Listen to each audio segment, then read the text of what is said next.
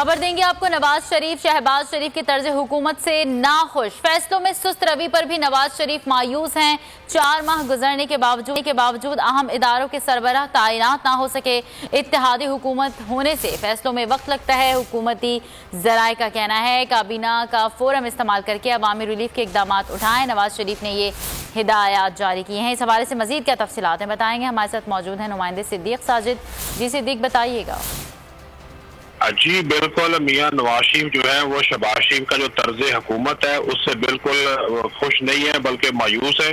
और उन्होंने शहबाज शरीफ से टेलीफोन में गुफ्तगू में इन तहफ़्फ़ुज़ात का इजहार किया है कि 4 माह हुकूमत को हो गए हैं।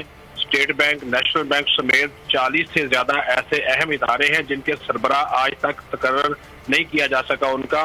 और उन्होंने कहा जिसकी वजह से फैसला साजी भी सुस्त रवि का शिकार है, जिस पर शहबाज शरीफ ने ये मौक़िफ़ इख्तियार किया कि उनकी इत्तेहादी हुकूमत है जिसकी वजह से उनको फैसलों में मुश्किल। जिस पर नवाज शरीफ ने उनको हदायत की कि वफाकी काबीना का फोरम आपके पास मौजूद है, उस फोरम को आप इस्तेमाल करें और अवामी रिलीफ के भी इकदाम उठाएं। नवाज शरीफ ने यह भी कहा कि आप इमरान मुखालिफ जो बयानिया है उस पर ज्यादा फोकस ना करें। अवामी खिदमत में जो उठाए गए इकदाम है उसकी मीडिया में मीडिया की तशहीर की जाए, लेकिन साथ ही साथ उन्होंने ये भी कहा कि अपना जो तर्ज हुकूमत है उसमें आप बेहतरी लेकर आए और जो फैसले आपके सुस्त रवि का शिकार है उन फैसलों में तेजी लाए।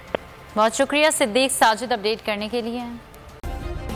सब्सक्राइब करें और बेल दबाएं ताकि कोई खबर रह न जाए।